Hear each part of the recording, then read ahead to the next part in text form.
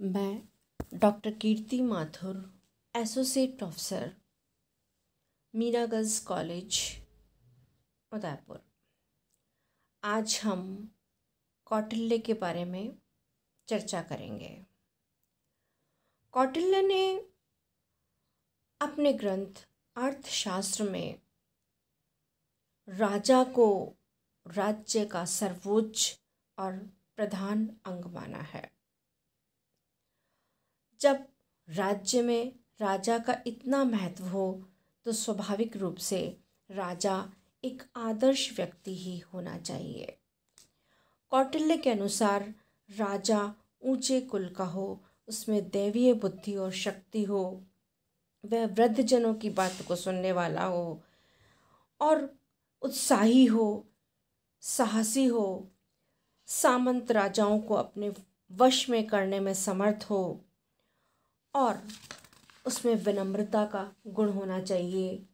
तीव्र स्मरण शक्ति, बुद्धि और बल की उसमें प्रधानता होनी चाहिए।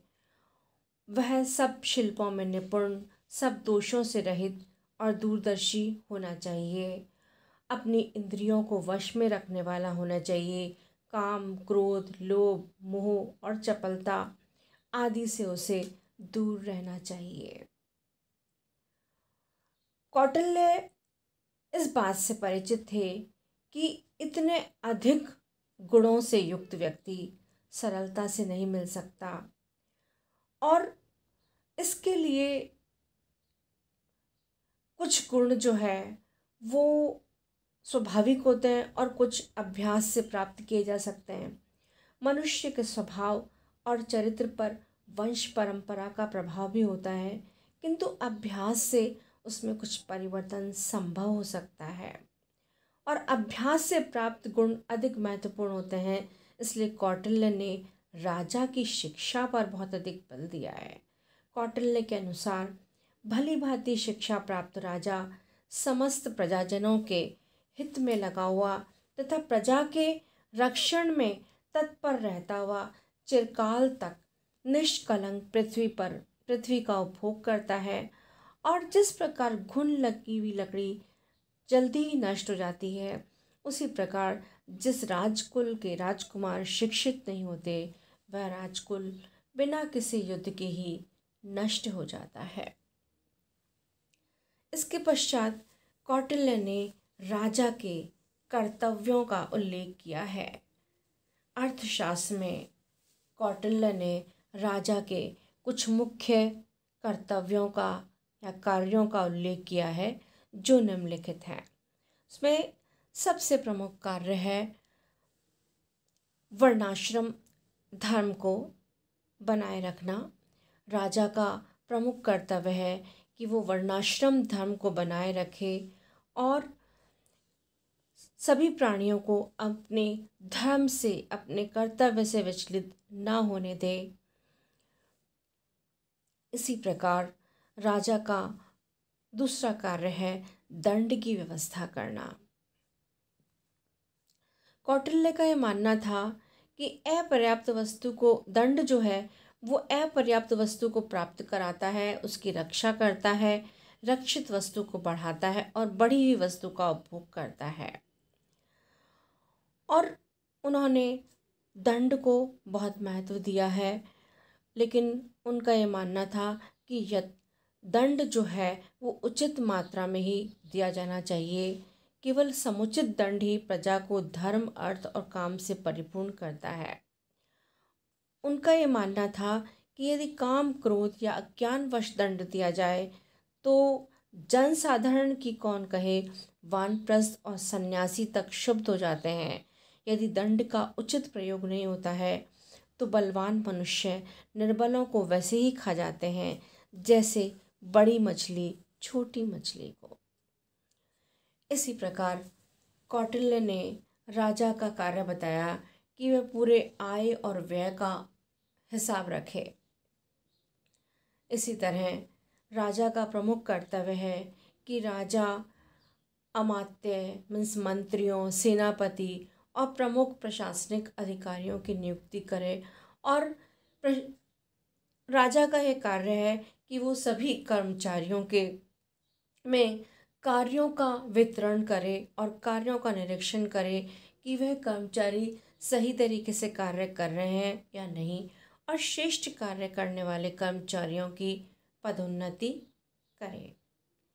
इसी प्रकार कौटिल्य का यह कार्य है कि वह जन कल्याण संबंधी, लोकहित संबंधी कार्य करे, और इस कार्य के अंतर्गत राजा को दान देना, अनाथ की, वृद्ध और असहाय लोगों की सहायता करना, असहाय स्त्रियों की, विधवा स्त्रियों की के लिए उचित व्यवस्था करना,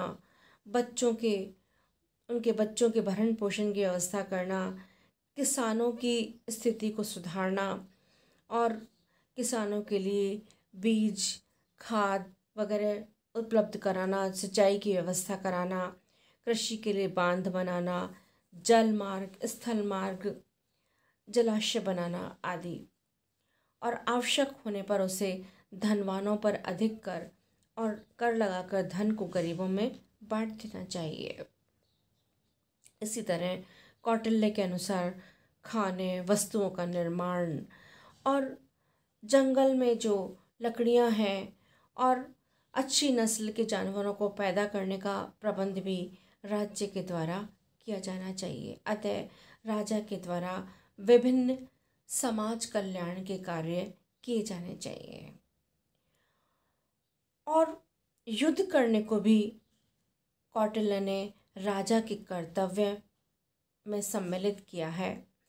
कौटिल्य के अनुसार युद्ध करना राज्य का प्रमुख कार्य है। कौटिल्य के अर्थशास्त्र का केंद्र एक ऐसा विजिगीषु राजा है जिसका उद्देश्य निरंतर नई भूमि को प्राप्त कर और अपने क्षेत्रफल में वृद्धि करना है। अब प्रश्न उठता है कि कौटिल्य ने राजा को इतने अधिक कार्य सौंपे हैं, तो क्या कौटिल्य का राजा निरंकुश है? हमारा उत्तर होगा नहीं, क्योंकि कौटिल्य ने राजा की सत्ता पर अनेक प्रतिबंध लगाए हैं जो निम्नलिखित हैं। राजा की शक्ति पर जो प्रथम प्रतिबंध है वो अनुबंधवाद का है। कौटिल्य के अनुसार मनुष्य ने राजा की आज्ञाओं के पालन की जो प्रतिज्ञा की, उसके बदले में राजा ने अपने प्रजा के धन जन की रक्षा का वचन दिया। अतः इससे स्पष्ट होता है कि कौटिल्य के राजा के द्वारा प्रजा के धन और जन को हानि पहुंचाने वाला कोई भी कार्य नहीं किया जाना चाहिए, और इस तरह राजा कर्तव्य पालन के लिए बाध्य है। इसी प्रकार राज्य की सत्ता पर एक बड़ा प्रतिबंध धार्मिक नियम और रीति रिवाजों का है। कौटिल्य ने शासक को सभी परिस्थितियों में धर्म के अधीन रहने का परामर्श दिया है, और कौटिल्य ने व्यवस्था की है कि यदि राजकीय आदेशों और धर्म के बीच टकराव हो तो राजकीय आदेशों की तुलना में धर्म का ही पालन किया जाना चाहिए। इसी प्रकार कौटिल्य ने राजा की सत्ता पर मंत्री परिषद का भी प्रतिबंध लगाया है। कौटिल्य ने शासक को परामर्श दिया है कि वह स्वयं की इच्छा के विपरीत होने पर भी मंत्रियों के विवेक सम्मत परामर्श को स्वीकार करे।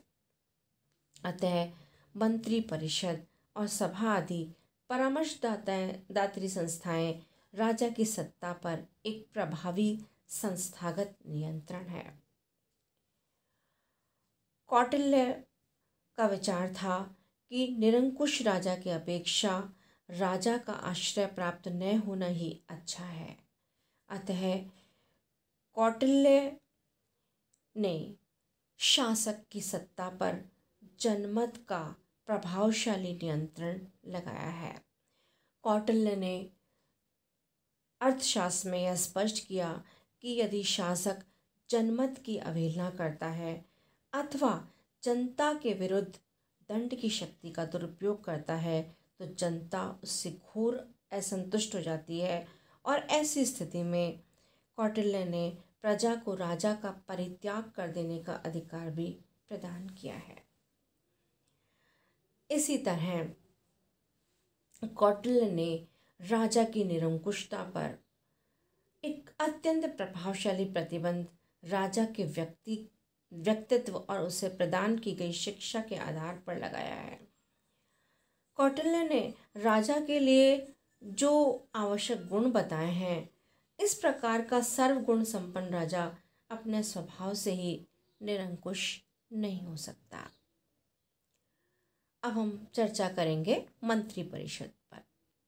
कौटिल्य ने अर्थशास्त्र में राजा के लिए मंत्री परिषद की आवश्यकता पर भी बल दिया है और कौटिल्य ने इस बात पर बल दिया कि उसकी प्रशासनिक कार्यों में, राजकीय कार्यों में सहायता के लिए मंत्री परिषद आवश्यक है।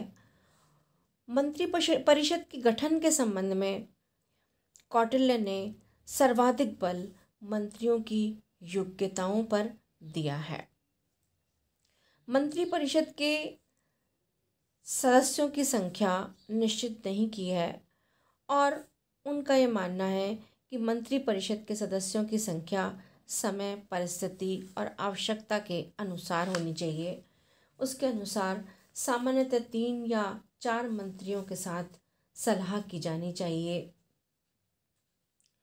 और मंत्रियों की संख्या अगर आवश्यकता पड़े तो इससे अधिक भी रख सकते हैं। कौटिल्य ने अपने सप्तांग सिद्धांत में मंत्री परिषद को भी महत्व दिया है और अगर राजा जो है वो जनहित की अवहेलना करने लग जाए तो ऐसे में राजा पर मंत्री परिषद के नियंत्रण की आवश्यकता होती है। और कौटिल्य ने अपने अर्थशास्त्र में लिखा है कि यदि राजा ऐसे कार्यों में लग जाए जो प्रजा के लिए अहितकर हों तो मंत्रियों को यह अधिकार है कि वे उसके विरुद्ध उठ खड़े हों। लेकिन कौटिल्य ने राजा को ऐसी परिस्थितियों से बचने की सलाह दी है जिसके कारण मंत्री, प्रजा और सेना विद्रोह न कर दे। कौटिल्य ने प्रशासनिक व्यवस्था का भी उल्लेख किया है।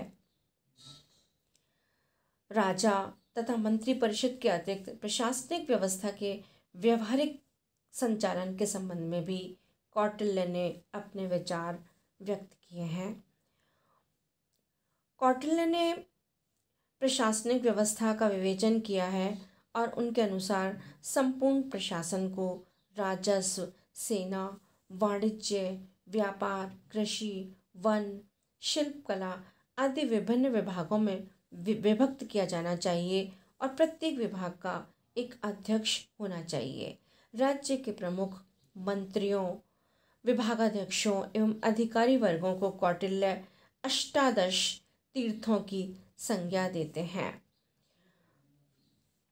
कौटिल्य ने अनेक प्रशासनिक विभागों के अध्यक्षों का उल्लेख करते हुए उनके कर्तव्यों की भी विवेचना की है और कौटिल्य के अनुसार प्रशासनिक कार्य अत्यंत योग्य अधिकारियों के द्वारा किए जाने चाहिए और राजा के द्वारा इन अधिकारियों के कार्यों और चरित्र पर कड़ी निगरानी व नियंत्रण रखा जाना चाहिए। कौटिल्य ने प्रशासनिक व्यवस्था में गुप्तचर व्यवस्था को भी महत्वपूर्ण स्थान दिया। गुप्तचरों के माध्यम से राजा के द्वारा तीर्थों सहित समस्त राजकीय कर्मचारियों के आचरण और कार्यों पर नियंत्रण और उनकी सही जानकारी रखी जानी चाहिए। कौटिल्य ने न्याय व्यवस्था के बारे में भी अर्थशास्त्र में लिखा है। कौटिल्य ने न्याय प्रणाली को राज्य के प्राण माना है और उनका ये विचार है कि जो जो राजा प्रजा को न्याय प्रदान नहीं करता है, ऐसा राज्य शीघ्र ही नष्ट हो जाते हैं। उन्होंने अर्थशास्त्र में 2 प्रकार के न्यायालयों का उल्लेख किया है, धर्म स्थलीय और कंटशोधन। कौटिल्य, जिन्हें कि हम वर्तमान समय के दीवानी और फौजदारी न्यायालयों का नाम देते हैं। धर्मस्थलीय न्यायालय का अभिप्राय है जो कि नागरिकों के पारस्परिक व्यवहारों में उत्पन्न होने वाले विवादों का निर्णय दें। इस श्रेणी के विवादों को कौटिल्य ने व्यवहार की संज्ञा दी है और इसके अंतर्गत संपत्ति, संविदा, उत्तराधिकार, विवाह, गांवों का बंदोबस्त करना, ऋण, मजदूरी, साझेदारी, जिन्हें कि वर्तमान समय के दीवानी विवाद और मारपीट, बलात्कार, डाका और जुआ आदि वर्तमान समय के फौजदारी विवाद आते हैं। दूसरे प्रकार के न्यायालयों को कौटिल्य ने कंटशोधन का नाम दिया है, अर्थात वे न्यायालय जिनका उद्देश्य राजा अथवा राज्य से शत्रुओं अर्थात कंटकों को दूर करना है। कंटशोधन न्यायालयों के अधिकार क्षेत्र में प्रमुख रूप से निम्न विवाद हैं: राजा के दिन प्रतिदिन के संपर्क में आने वाले धोबी, जुलाहे, रंगरेज, सुनार, वैद्य आदि द्वारा किए गए प्रजा के शोषण तथा धन हरण से संबंधित विवाद, और दुष्टों द्वारा किए गए प्रजा पीड़न के कार्य, राज कर्मचारियों द्वारा किए जाने वाले प्रजा पीड़न के कार्य आदि।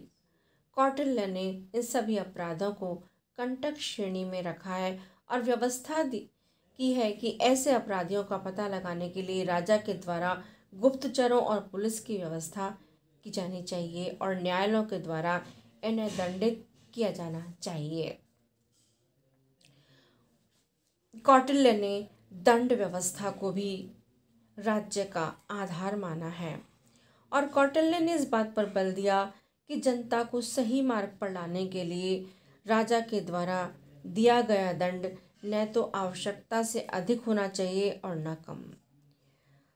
कौटिल्य ने दंड के संबंध में महिलाओं और बालकों की निर्बल स्थिति को ध्यान में रखते हुए उनके लिए अपेक्षाकृत कम दंड की व्यवस्था की गई है और कौटिल्य का ये मानना था कि दंड अपराध के अनुकूल होना चाहिए तथा दंड वर्ण, लिंग अथवा अवस्था एवं अपराध की परिस्थितियों का समुचित ज्ञान करके दिया जाना चाहिए। उन्होंने अपराधियों के लिए 3 प्रकार के दंडों की व्यवस्था की: शारीरिक दंड, आर्थिक दंड और कारागार।